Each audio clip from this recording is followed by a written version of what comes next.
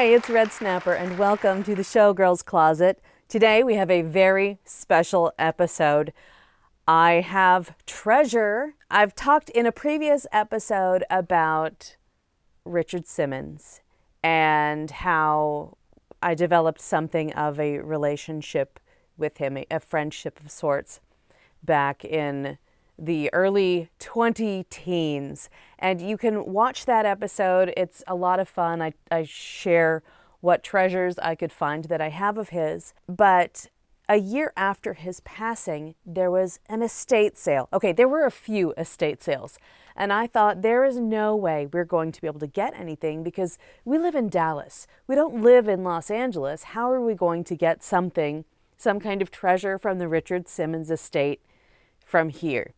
Well, I tell you, they had an online auction, a couple of online auctions, and Mr. Snapper, because this is what heroes do, he paid very close attention and started putting in some bids for things.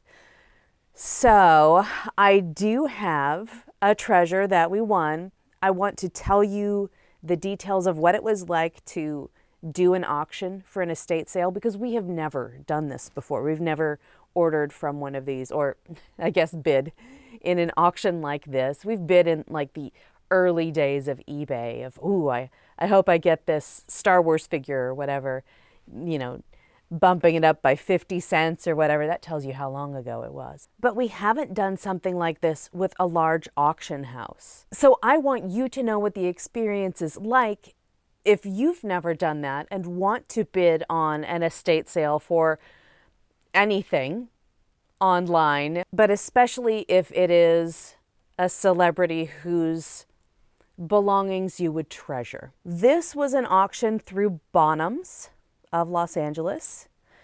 It was Sweat and Soul, the personal collection of Richard Simmons, and the auction ran from July 12th to 24th of this year. I'm talking about this in September. So this was a couple of months ago when we bid on this. They had outfits and art and photography and like collectibles and the Slimmin sign, all kinds of little tchotchkes and furniture in this thing. There was no way we were going to get furniture shipped to us, that's for sure. So the first bid that Mr. Snapper did, he was like, I'm getting in on the ground floor. So he bid on this painting of Richard with his Dalmatians. And Mr. Snapper and I, our first dogs together were Dalmatians. I still have quite the collection of Dalmatian stuff, even though I've downsized my collection significantly, in part inspired by Richard Simmons and his Dalmatians back in the 80s. So he didn't check the dimensions when he bid on it, but he was like, this is great. We can add it to our walls. We love artwork. It was 63 inches by 50 inches. So, you know, as tall as me and almost my height in width. Luckily, we were outbid. After he saw the dimensions, he's like, oh no, where are we gonna put it? It sold for $4,352, including the premium fee. And I'll get into what the premium fee here is in a minute. He was watching a bunch of cool tank tops. He picked the ones that he liked, and then he said, okay, so here are some. If there's something that you don't, if there's something that you aren't particularly drawn to, I don't have to bid on that. But we didn't bid on everything. And we were watching the prices. We decided at that point, let's watch these things and see how it goes.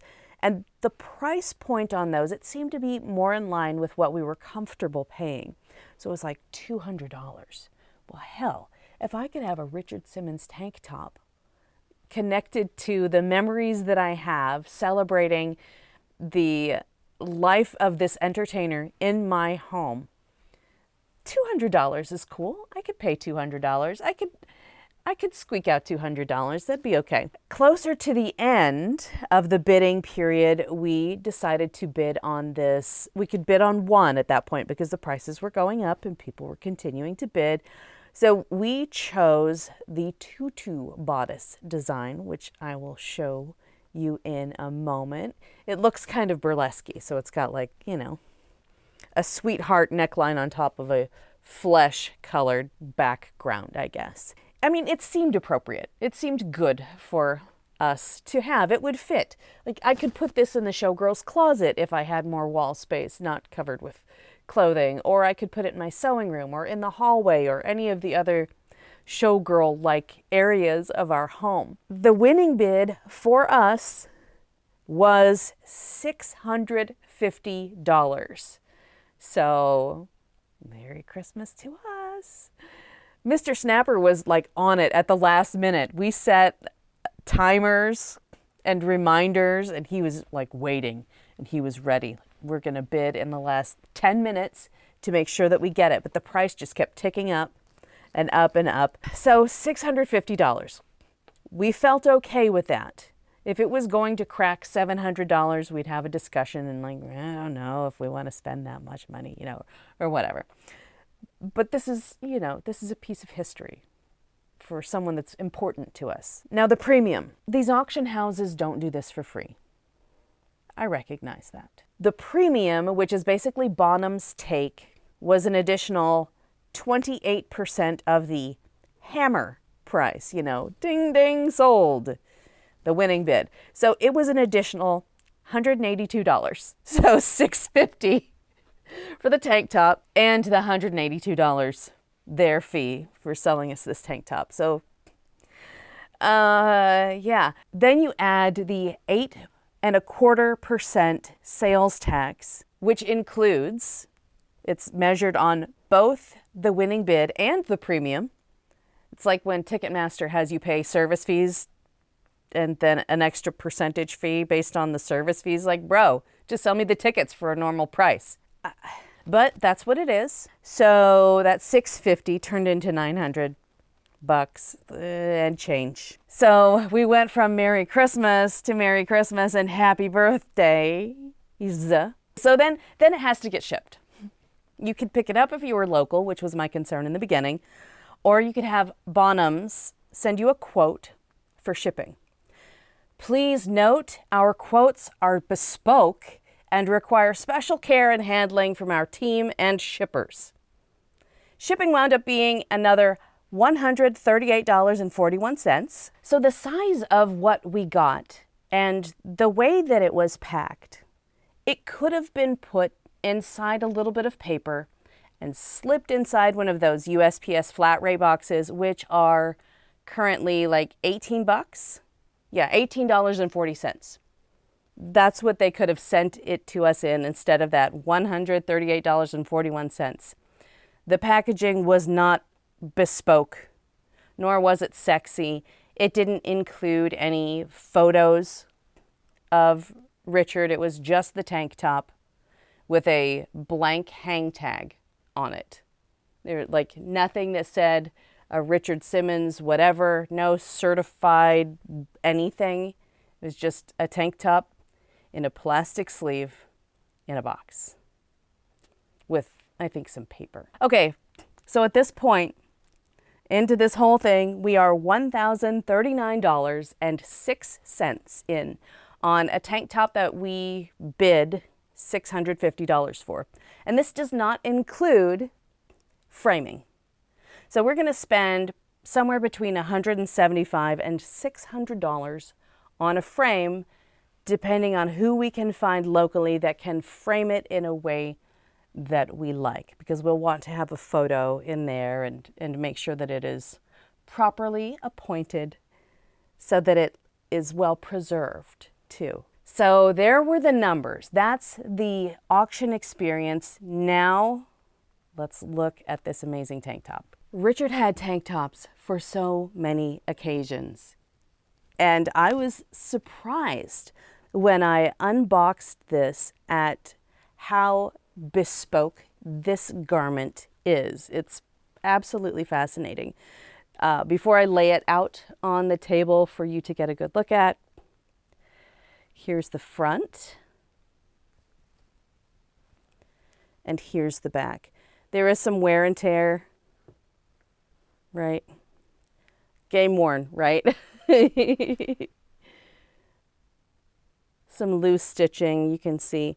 They didn't do anything fancy with it. I don't know if they did any dry cleaning at all before. Oh yeah, there's some, maybe from being on the floor, right?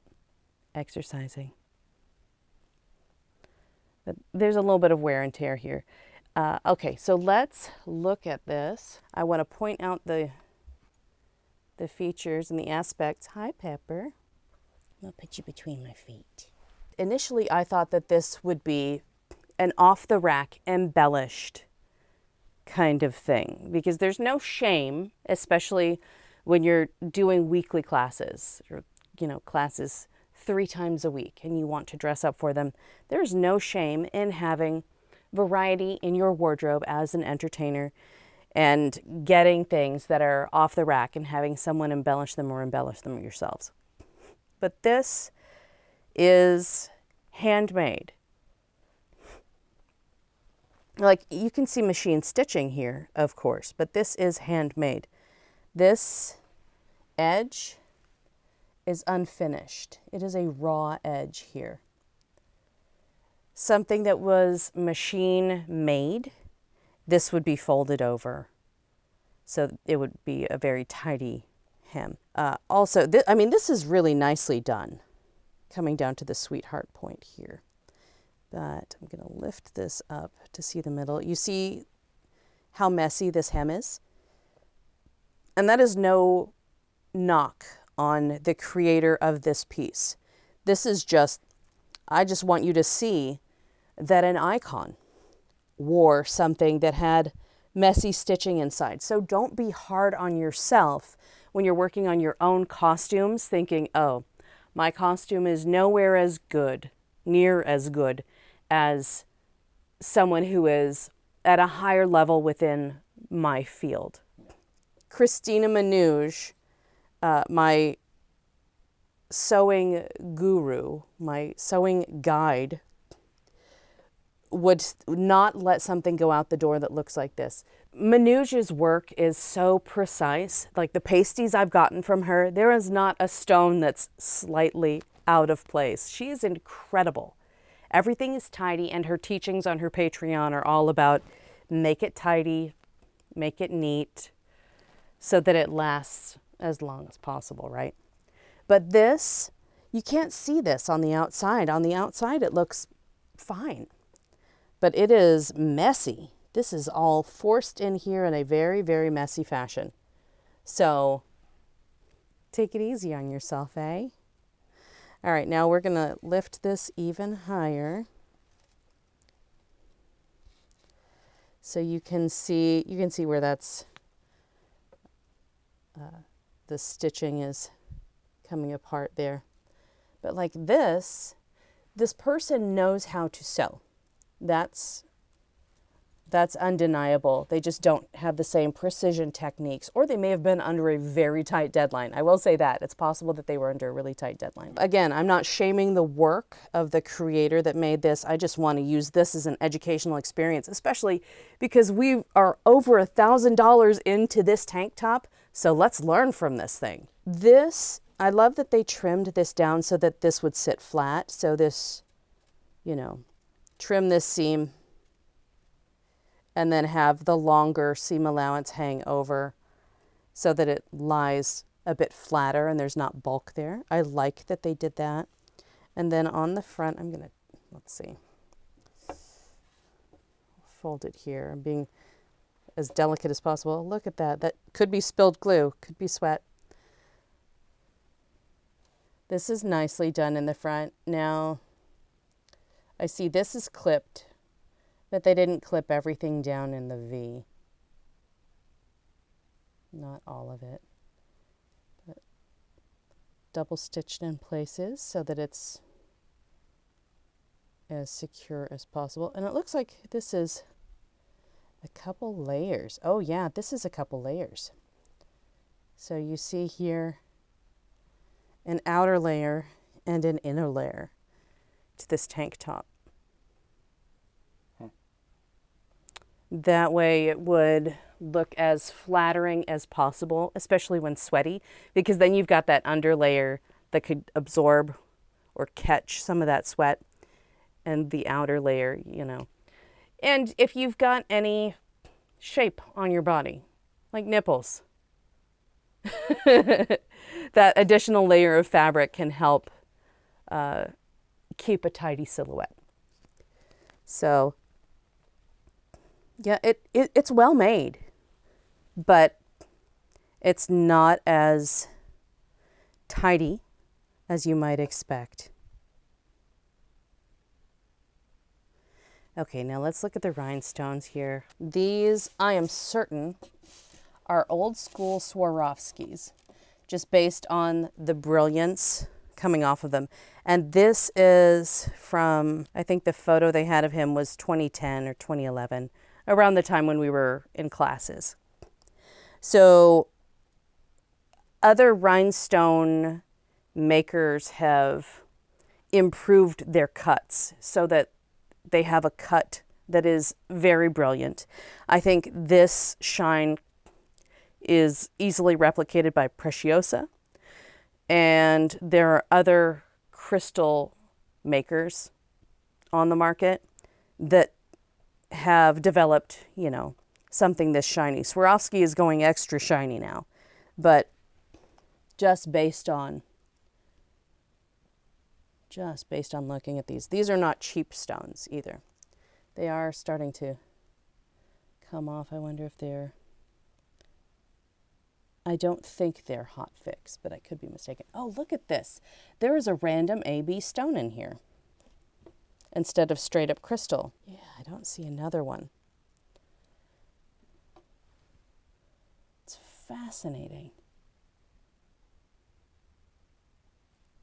Something that can happen if you have multiple colors of stones, or like slightly different sizes, like you have stone size 12 and stone size 10, and you are bleary-eyed from rhinestoning like mad. It's not impossible to accidentally put the wrong color stone in a place and then not notice it for years. So, okay, there are no other AB stones here. There's just that one on the front. It's like a little Easter egg for us to see that. And this person who made this, they are professional. I'm sure they were paid to do this work, and it's skilled work.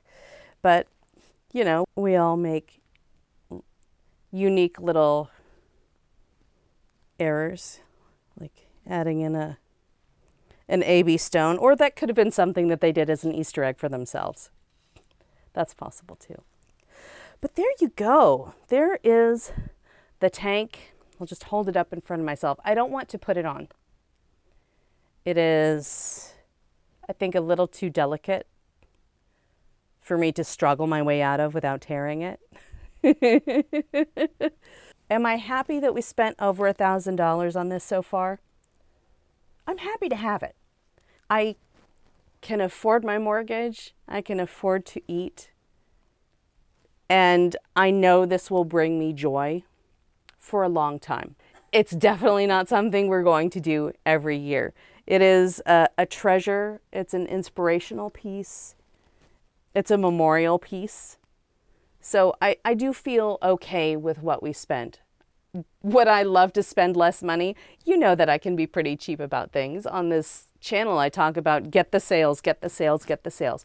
But when you get the sales for other things, it's a little bit easier to justify spending a little bit more for the important stuff. I wish the fee wasn't so high for the shipping and for the processing fee, but I was okay with what we bid, and I'm okay with framing it.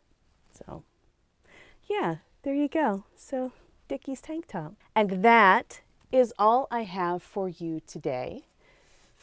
Please be sure to like, subscribe, boop that bell for notifications. Many thanks to my patrons for all of the years. I appreciate you. And please tell me, have you ever bid on a crazy auction like this where you were very surprised by the extra fees? Maybe because you didn't read the fine print when you were bidding, you were too excited to get your bid in. I'd love to hear from you in the comments, and you will see me next time. Bye.